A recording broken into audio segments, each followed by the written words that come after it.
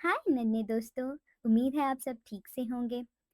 आज हम एक छोटी बच्ची एवा नामी उसकी कहानी सुनेंगे, जो हर रोज अपने बाग में सुबह सुबह परिंदों को चहचहाते हुए सुनती थी। एक दिन इसने देखा कि एक छोटी सी चिड़िया उड़ने के लिए बहुत कोशिश कर रही है। उसके बाजू थोड़े से जख्मी थे।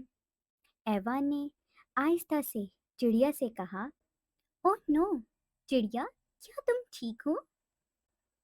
चिड़िया ने कहा, एवा, बहुत शुक्रिया आपका। आपको किसी खास काम में हमारी मदद करने के लिए मुंतखब किया गया है।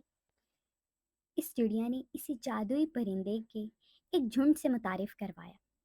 हर एक के पास बहुत खास पंख और ताकतों का साथ था, और परिंदे एवा के इर्द गिर्द चहचहा रहे थे और आहिस्ता आहिस्ता गुनगुना रहे थे। जबकि एक तोता बोला, एवा, तुम क्या हमारी मदद करोगी हमारा गाना ढूंढने में? उन्होंने बताया कि उनके गाने ने कायनात को बराबर बरकरार रखने के राज रखे हैं। उन्होंने वजाहत की कि आसपास के जंगल अपनी हम आहंगी खो रहे हैं, जिसकी वजह से कुछ परिंदे अपनी आवाज खो चुके हैं। एवा ने कहा, क्यों नहीं, मुझे खुशी होगी आपकी मदद करके। एवा ने जंगल की पहेलियां हल करके और खसूसी इज्जा इकट्ठे करके परिंदों को अपनी गुमशुदा आवाज़ को तलाश करने में मदद की। एवा और इसके पंख वाले दोस्त एक साथ मिलकर एक मुहिम जोई पर रवाना हुए।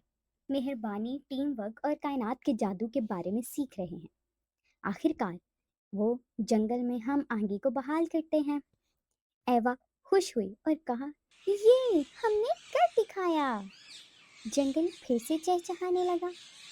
एवा अपने सफ़र और अपने नए दोस्तों की याद के तौर पर एक ख़ास पंख अपने साथ ले जाती है।